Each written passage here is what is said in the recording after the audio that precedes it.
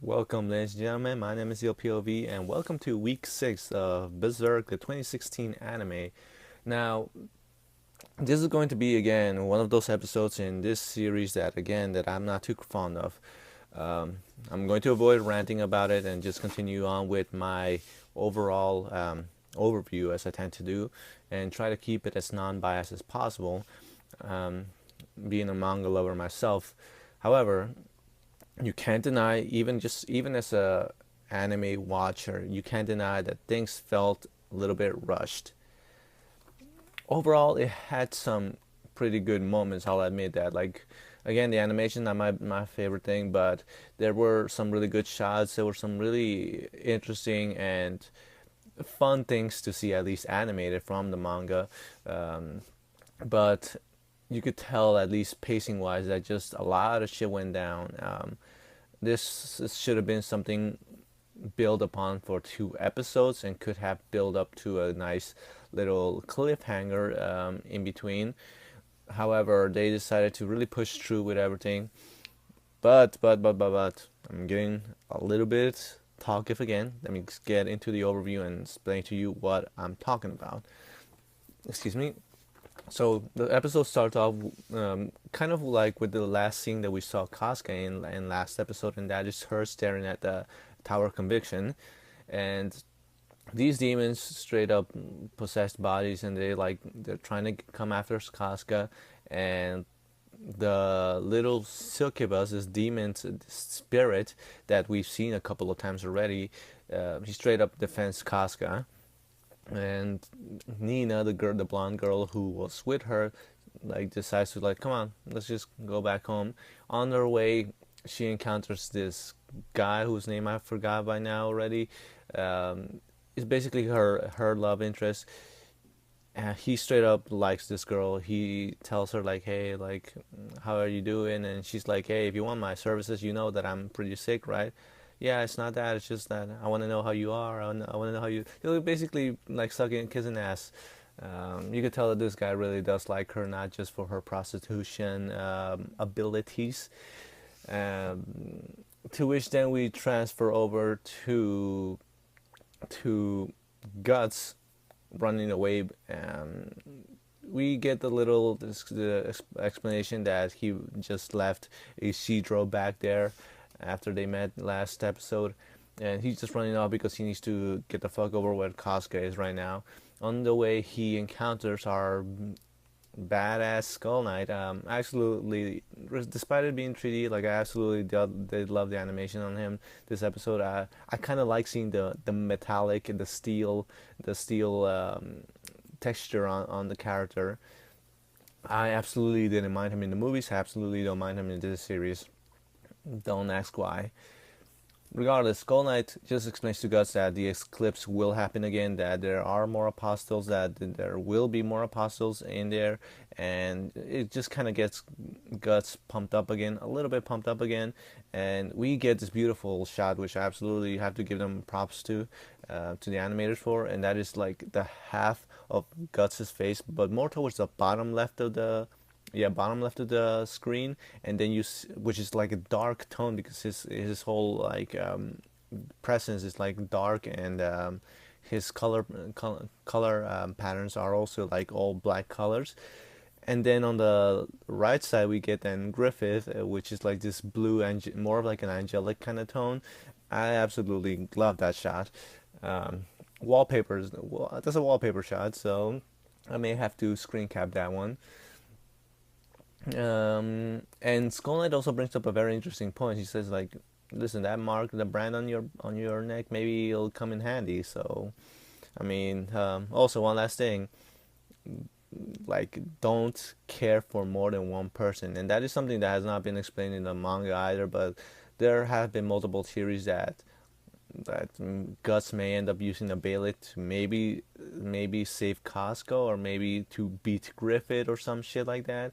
Especially because, not to get into any spoilers, but especially because he does grow into to know some people that he really loves. Like, you have Rickard already, you have this Isidro kid, which will clearly become more like a sidekick. You have Puck, so it's kind of like an interesting for, in a way, kind of foreshadowing to something that may play an eventual important role in the manga maybe itself. So for me myself, it was just interesting to hear that line again, especially because I don't know why Skull Knight says it. There is some theories behind also who the actual Skull Knight character is. If you're not familiar with the manga or the movies, at least go check out the movies, because the original anime doesn't introduce Skull Knight to us. The movies do, and it's just this little, it's this nice mystery. And you can read all about it on the internet because there are multiple people with multiple theories, which usually come down to one person. Regardless, the Skull Knight scene ends. We transition to a scene between Farnese and Moscas. First, we talking to some of the Moscas followers, which is like the people who were dressed in black. The followers who were dressed in black. One of them had like this bird face, and he explains to Farnese and Serpico the reason why he's following Moscas. They were basically all pretty much outcasts. They all had some kind of disease, and Moscas decided to call them chosen ones to follow him, and that, and he even himself says it, like, I don't like torturing people, but I've been chosen to do this work. So you could tell that there's some kind of brainwashing going on here. And when they get to Moscow, he's straight up like praying in a way that he bangs his head to the floor, like, I don't know, it was just some kind of weird praying ritual, excuse me, that he was applying. He notices Farnese. They have a little conversation. Farnese questions her belief a little bit, and if whether or not what they're doing is correct. She mentions very nicely, like, if we continue this way, then the people's spirits and hopes will slowly die off eventually. And like, Moscas manages to talk her out of it, and it's this very interesting thing with Farnese that I absolutely love, like, not just in the manga, but even in this anime a little, to a certain degree, and that is her character development, to the point where you see her questioning things. You see her strongly believing in the first episode that she gets introduced. Then slowly, as these past 5 episodes have gone, you can see her questioning, having doubts. You see other sides of her, and towards the end of the episode, you see another side of her again, which was kind of referenced back a couple of episodes ago. Not a bad thing. I absolutely love this character. When it comes to character identification. So then we transition to Nina, this blonde girl, meeting up with a boy again who seemed to like her. She asks him, like, "Hey, are you willing to, like, go to hell for me?" And he's like, "Yeah, I would." She says, "All right, this is off work. Like, this is something completely different." And in the night, she goes somewhere. She leaves the boy somewhere. Luca, the girl who was protecting all the prostitutes in the last episode, she notices this, and she starts to follow Nina, worried. And what Luca does not notice is that Casca is right behind her. When Nina and this boy arrive at the place, there's like this straight up big orgy going on. Straight up, like, just people fucking around, and Nina asks the boy to drink this liquid that this goat priest has with this snake. I'm not going to go into it because there's some things that are incorrect with the way he's being presented, but regardless, the boy drinks it, and he notices, like, that there are, like, eyes and fingers cutting between the drink. He freaks out. He runs away, being scared, because who wouldn't be? Nina yells, this straight up bitch yells, like, "Hey, go catch him. He's gonna tell everyone about us." And they end up, like, pushing him off a cliff.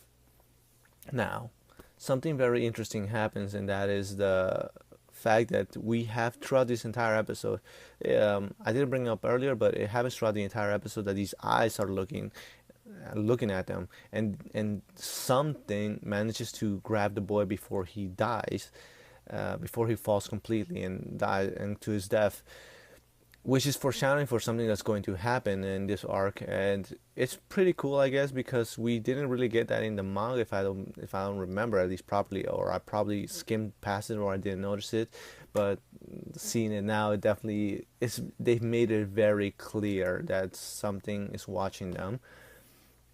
So after they all leave, Nina starts basically crying because she fucking killed a guy. She's like, "You were a liar," and I guess you could say in a way she had some kind of feelings for this guy, but and she didn't want it to come to this. Luca sees her, she gets pissed off. She straight up starts butt smacking Nina, which animation wise made it a little bit floppy. It didn't. I wasn't able to take it as seriously. Um, and then they noticed that Casca got freaking stuck in, like, caught him, that she followed Luca, and that she got caught in between these perverts, and they're trying to grab her, and they're like, "Oh, let's see your face." The bandages fall off. They find out how hot she really is, and then suddenly demons take over the guys before they do anything to Casca. The demon, the nightmare succubus, basically just straight up, whatever that demon is, I won't spoil what it is, but he straight up like saves Casca once again. They see the brand on her chest. They notice, oh, she's a witch. Let's take her to our savior. That's kind of where the shot ends. Then we get a post-credit scene, which I will which I will quickly get done with, because there's not much to say other than a very rushed description of Serpico's past a little bit. Like, Serpico and Jerome are both talking, and Serpico explains about who he is, why he follows Farnese, and then we transition over to Farnese having a wet dream about people being burned, which is something that I love about her character, is that this person that's kind of like, she's doing this for religion, but at the same time she kind of does this out of like her own good feelings, because she's getting off to this shit. You can see she's on her face. She's fucking drooling. She's fucking drooling, blushing. She's getting hot over there. So I can't wait to see people's reactions to her final character development. For those who have not read the manga and are only watching the anime, I hope that the anime does it properly. Regardless, the three things that I talk about in every anime overview: animation, pacing, valid to the overall plot. Animation, again, not crazy about the 3D animation. Still not crazy. Pacing, my issue again was rushed. Way too rushed for what it should have been. Valid to the overall plot. We are now familiar with a certain cult. We are now familiar with a certain goat priest. We are now familiar with a little bit more of the followers of Mosgus, and we are slowly getting introduced to what is going to be Casca in this frigging satanic kind of like cult. So overall, it did have some good plot points in this episode that are worth going into. Oh, and let's not forget Skull Knight. Skull Knight, his mentioning, his wording, and the eyes looking from behind the shadows. That's pretty much all that there is to this episode that I want to talk about, at least. If you like this overview, hit that like button down below. Comment down below what you thought about this episode. Did you think, if you're a manga reader but enjoy the anime, did you enjoy the pacing of this episode? I personally was not a fan of it. If you are an anime-only viewer, did you enjoy the pacing of this episode? Because even as an anime viewer, I could tell you that that transitions were happening very quickly right here, which kind of could have been used to create more atmosphere during certain scenes and a certain tone, which they failed to do, unfortunately. Regardless, I'm going to be doing this every week, whether the episode's good or bad. This was kind of mediocre for me, so not much to complain, not much to like, really. But regardless, I'm going to be here. Subscribe to my channel if you enjoyed this, if you want to hear a more critical version of this anime, at least. And otherwise, have a good weekend. Bye.